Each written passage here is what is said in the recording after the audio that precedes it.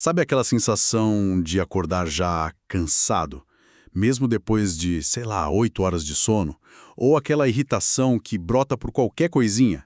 Muitos homens, acho que principalmente ali na faixa dos 25, 40 anos, que estão naquela correria danada por produtividade, devem se identificar com isso, né?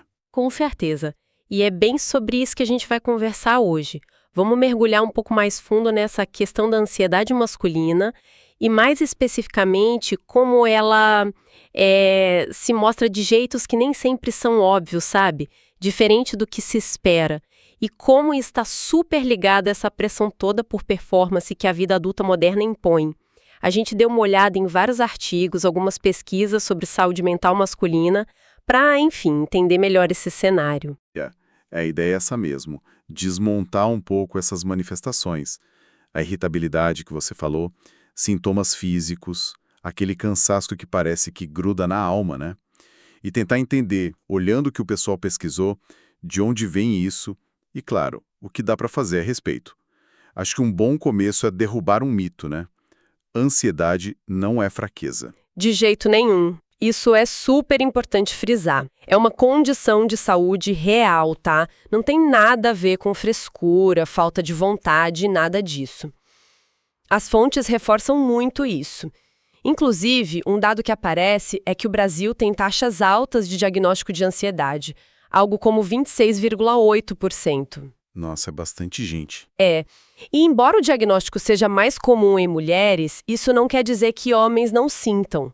Muitas vezes é um sofrimento mais, digamos, silencioso, ou que se manifesta diferente. Sim, e um ponto que os estudos batem bastante na tecla é essa irritabilidade, o tal do pavio curto, que muitas vezes não é só estresse, né?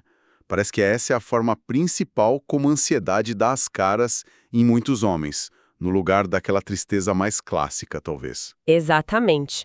A raiva, a impaciência. Parece que culturalmente é uma emoção mais aceitável para o homem expressar do que a vulnerabilidade, a tristeza.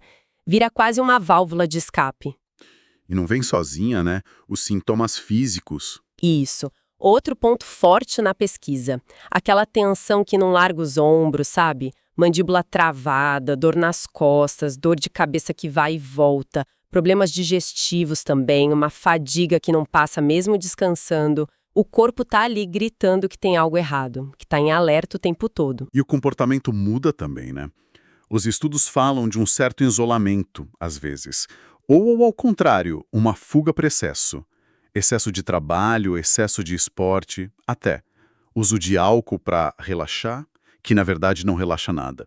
Bem isso que você falou no começo. Uhum. E o interessante é ver como isso tudo se conecta com essa pressão por produtividade, que é muito, muito forte nessa faixa dos 25 aos 40, né? Os materiais falam dessa romantização da produtividade. Uma cultura que cobra alta performance o tempo inteiro. É uma fase de pico de responsabilidades, né? Carreira, família começando ou crescendo, finanças. É muita coisa junta. Muita coisa. E a sociedade ainda tem aquela expectativa meio antiga, né? Do homem como o provedor, o cara forte, inabalável, que dá conta de tudo sozinho. E essa imagem do super-homem que a pesquisa menciona deve ser uma barreira gigante, né? Como é que o cara vai admitir que tá difícil, que não tá dando conta, se todo mundo espera que ele tenha que dar conta? Exato. Fica difícil reconhecer e mais difícil ainda pedir ajuda ou simplesmente falar sobre isso. O cansaço emocional vai se acumulando por baixo dos panos. Faz todo sentido. E essa pressão constante, esse estado de alerta, é um prato cheio para o que as fontes chamam de transtorno de ansiedade generalizada, o TAG.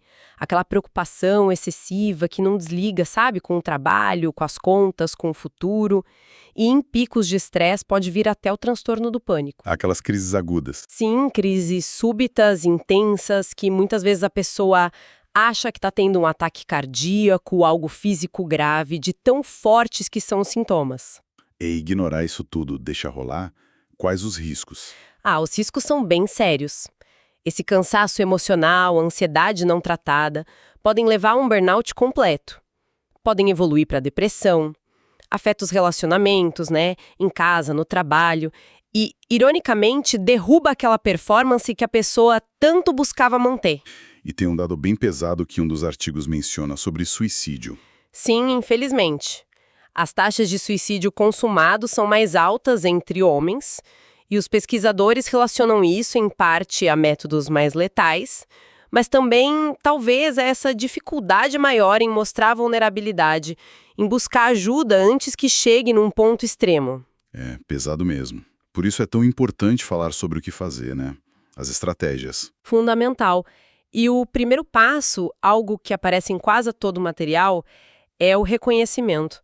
É admitir para si mesmo: ok, estou esgotado, estou ansioso. Sem julgamento, entender que buscar ajuda nesse contexto não é fraqueza, pelo contrário, é um ato de coragem, de força, é cuidar de si. E a ajuda profissional, claro. Psicoterapia. Os textos mencionam muito a TCC, a terapia cognitivo-comportamental, como algo bem prático, né? Ajuda a identificar os pensamentos, os padrões que alimentam a ansiedade e a mudar isso. E às vezes medicação também é importante e precisa quebrar o tabu em volta disso. Sim, a abordagem combinada costuma ser muito eficaz. E junto com isso vem o autocuidado no dia a dia. Coisas que parecem pequenas, mas fazem uma diferença enorme. Exercício físico, por exemplo. Não precisa virar maratonista. Uma caminhada regular já ajuda muito a liberar tensão, a clarear a mente. Técnicas de relaxamento também, né? Respiração profunda, mindfulness, ferramentas para usar ali no momento da agonia. Exatamente. E aprender a colocar limites. O famoso saber dizer não. Especialmente nessa cultura que exige que a gente esteja sempre disponível, sempre produzindo. É uma habilidade chave. Com certeza. E o básico, né? Cuidar do sono, tentar ter uma qualidade melhor de descanso, alimentação mais equilibrada, maneirar no álcool, na cafeína, que podem piorar a ansiedade. E talvez o mais importante, comunicação.